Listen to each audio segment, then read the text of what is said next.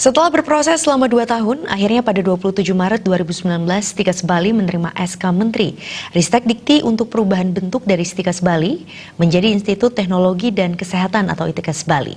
SK tersebut diserahkan Kepala LL Dikti Wilayah 8, Profesor Inengah Dahsia Setawa, kepada Ketua Yayasan Penyelenggara Pendidikan Latihan dan Pelayanan Kesehatan, Ide Bagus Arke di Convention Hall Stikes Bali, yang disaksikan pengurus Yayasan, Ketua Stikes Bali, dan mahasiswa Stikes Bali.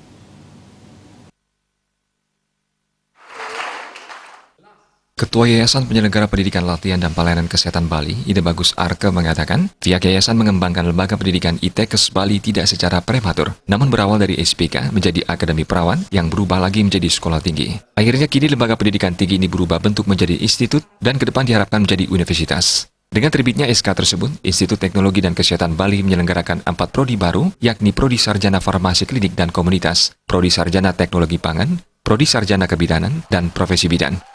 Dari SPK menjadi akademi perawat, menjadi sekolah tinggi, menjadi institut, endingnya menjadi universitas. Jadi 3 prodi dulu.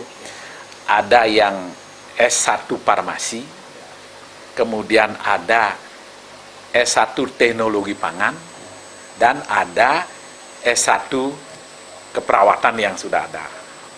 Ya, lalu tambahan yang lain S1 kebidanan dan profesi bidan. Nah, itu kan. Nah, kemudian S2 keperawatan. Nah, jadi di dalam izin institut itu perubahan bentuk ini dari Dikti semua sudah dicantumkan dalam izin ini.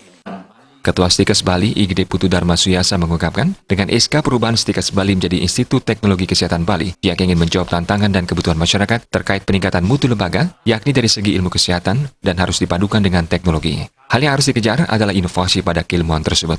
SK yang baru kita terima perubahan bentuk dari Stikes Bali menjadi Institut Teknologi dan Kesehatan Bali, tentunya kami ingin menjawab tantangan masyarakat, kebutuhan masyarakat akan peningkatan kebutuhan masyarakat dari segi ilmu-ilmu kesehatan dan harus dipadukan dengan teknologi yang ada.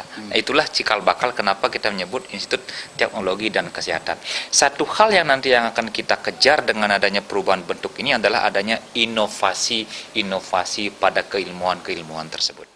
Kepala LL Dikti Profesor Inengah Dahsia Setawa mengatakan, di Bali di samping melakukan merger atau akuisisi atau penggabungan, pihaknya mendorong beberapa perguruan tinggi yang dipandang telah memenuhi kriteria untuk berubah bentuk. Stikes Bali ini dinilai dari segi infrastruktur dan sumber daya manusia sangat memungkinkan dan telah layak untuk berubah statusnya dari sekolah tinggi menjadi institut. Hal ini direspon positif oleh pihak yayasan dan Sivitas Akademika Stikes Bali.